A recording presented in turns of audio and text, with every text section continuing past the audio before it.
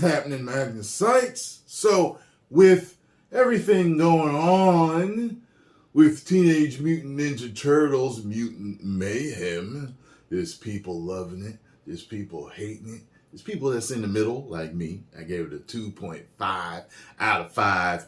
Woos! I said, you know what? Let's watch the 2007 Teenage Mutant Ninja Turtles, TMNT. I watched it on HBO Max. My reaction is up on YouTube memberships and on Patreon, whichever one you prefer to go to. Now, let's get this review on with. So, this movie, first of all, I'll say that the animation definitely still holds up while looking dated. You can tell, you know what I mean? But it still holds up now. It is definitely more like the Teenage Mutant Ninja Turtles we know that we've grown up with. Now, I believe that this is a sequel to the first 3 live-action movies.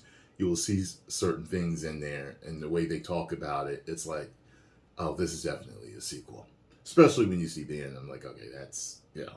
So this review may be a little spoilerish, but it's not going to be that bad. You know what I mean? So this movie starts out with Leonardo being gone. He is off, I believe, in South America, training to be a better master in solitude. And he's like helping out different people in villages and stuff while he's there. He's the ghost of the jungle or something like that. They call him that out there. April goes to get him. Meanwhile, though, the other 3 brothers are at home trying to live life and just get along until he returns. So Donatello is a tech support guy. Michelangelo is a party, you know, one of the people in the party outfits for kids at their parties and stuff. He actually wears a turtle mask, which is like, why? Like, just say they're going to think you're dressed up anyway. Why would that? I thought that was funny. And Raphael has become a vigilante. So he prowls the night, bringing justice to the bad guys. So, they're really kind of disjointed right now, and Splinter is being Splinter. He's their father, and, you know, their wisdom. And finally, Leonardo does come back, and there is this immortal new villain that they have to fight who has minions, and there's monsters, and the Foot Clan is about. I don't know if the chick that is running them, if she is the Shredder's daughter or anything like that, but it makes you kind of think that, I guess. So, in that you have our movie, and with Leonardo returning, there is friction between him and Raphael. So, the best part of the movie is the fight between Raphael and Leonardo, because there's an initial exchange between them, and then there is a weaponized an armed exchange, if you will. The first exchange, Leonardo wins. It's hand to hand. The second exchange, Raphael wins. And he kind of realizes that his anger is just too much, and you can tell he does not like the person that he has turned into. And so, of course, realizing that, they all unite as brothers and handle the big threat that's going on that needs to be returned to its time and undone, and get rid of this villain and his minions. Patrick Stewart is in this. Let me see who else. Lawrence Fishburne actually plays the narrator. Chris Evans is Casey Jones, who I thought was kind of stupid in this.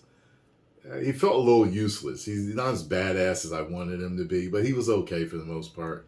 April's more badass. Did they ever teach her how to use a katana? Because in this, she knows how to fight. Like, she, you know, I figure in the comic books, maybe they would have taken her under their wing at some point. She's their friend, you know. and taught her. Splinter's still old and badass. And of course, all of them are all of them. You know what I mean? My favorites in there probably was somewhere between Leonardo and Raphael.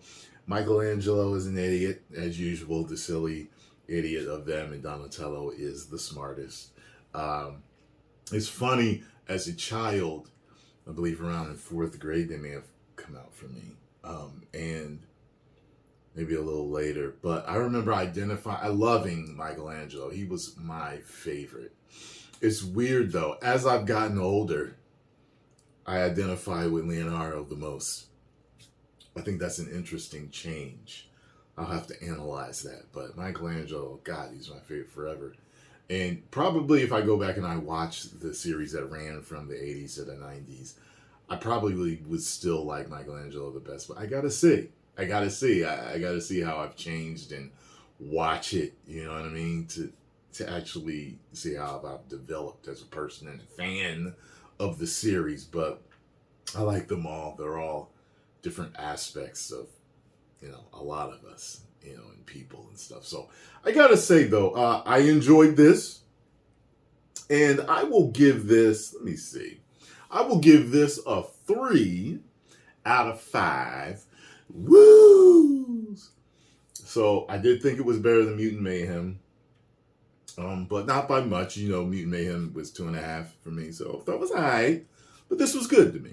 This was good. I enjoyed myself. I definitely thought it could have been better. I would have hoped that I could have gave it a 5 out of 5. Like I would have gave their first movie a 5 out of 5. 5 out of 5. The second movie probably a 2.75 or a 3. And the third one, I never really bothered to watch. I saw a little bit of it, but never saw much of it. Let me know if you want me to do any reactions to any of the series. I saw most of the 80s and 90s series, but I know there were like 2 more series after that, I believe. 2 or 3 more, maybe.